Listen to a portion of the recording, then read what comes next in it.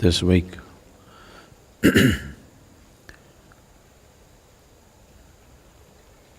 This week we have seen the end of a era in the form of Nelson Mandela's death. The significance of his life is not just political. Of course, politically, it's of great significance to that nation.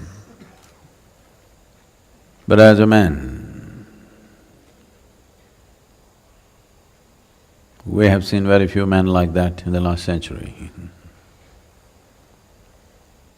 And as many of you who do not know the history of this nation's freedom struggle, even India's freedom struggle was incubated in South Africa.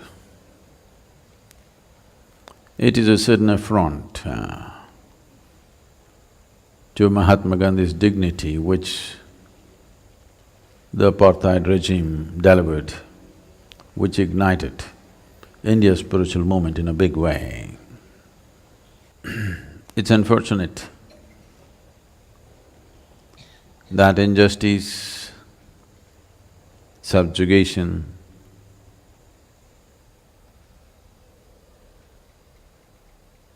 and many levels of cruelty generates wonderful men. We have to find a way, which is what is our effort, to generate such men when there is no strife, when there is no subjugation, when there is no injustice. We should incubate such men in joy, in celebration. But largely societies have failed to do that. Because it's pain that becomes the most profound experience of most human life. Not joy, not love, not ecstasy, it's a pain.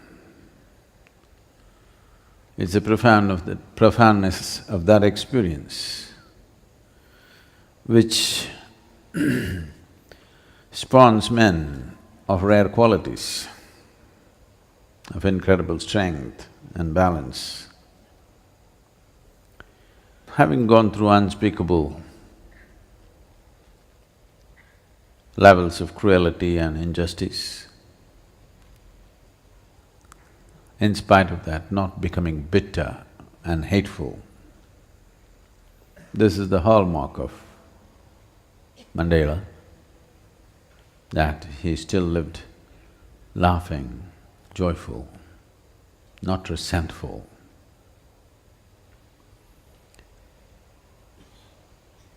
That takes a certain quality for a man to do that. Small things that happen to people, they remember forever and they're resentful for their whole life, for little things not imparted by some cruel regime. Small things that parents did to children, they remember and are resentful till the end of their life. The end of his life must be a reminder for every one of us that you shouldn't stand in a line of resentful people. You should stand alone in true freedom. Freedom doesn't come because of political processes or economic processes. Freedom comes when nobody can incite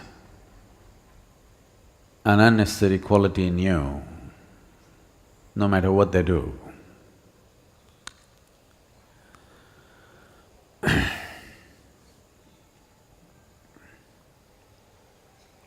His eventful life has come to an end. It's for us to see that many more men like that are spawned on the planet. Not necessarily in the kind of situations that he was molded. A spiritual process means just that the outside situations need not drive you. Outside situations do not mold you.